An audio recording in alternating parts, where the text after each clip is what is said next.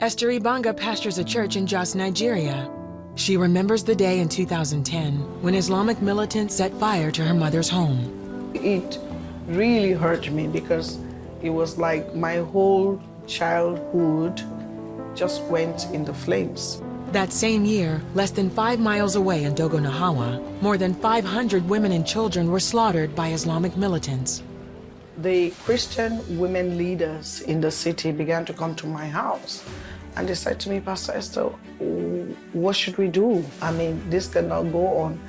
Esther says they dried their tears and organized a protest. Thousands of women marched, petitioning the government to end the corruption and violence. Shortly after, women from a nearby Muslim village responded with a march of their own, where women and children killed in an earlier attack by Christian militants. So I decided to reach out to the Muslim woman, and I said, listen, you're not my enemy and I'm not your enemy. She called Khadija Hawaja, a Muslim community leader, to come up with a solution. But Esther struggled with giving her own anger and bitterness over to God. And I told the Lord, no, I'm not going to forgive because I was hurting so much. I just did not want to have anything to do with any Muslim. Then she heard Khadija's story. Her personal house was also set on fire by Christian youths. When she said that, I just stopped right there in my track, because she understood what I felt and I understood what she felt. And we just realized we needed to come together and help these kids.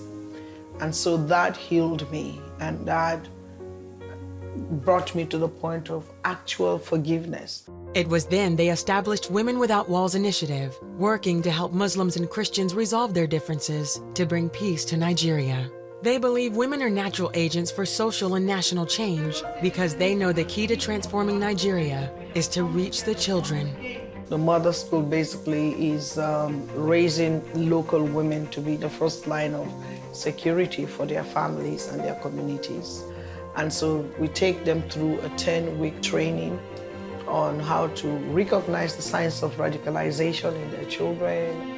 They're also giving at-risk youth scholarships to finish school, offering support for physically challenged students, and helping communities engage in dialogue. But Esther says their message of peace hasn't always been welcome.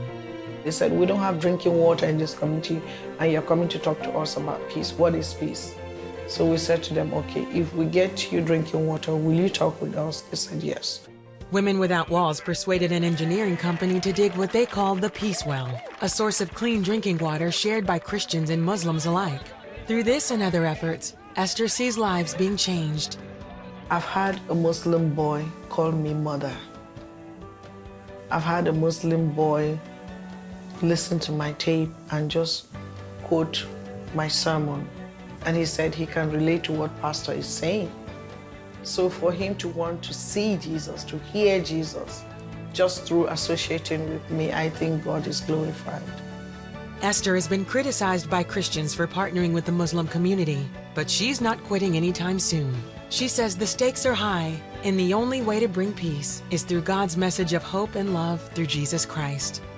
He died for the sins of the whole world. He didn't die for Christians. He died for those Muslims. He died for those unbelievers.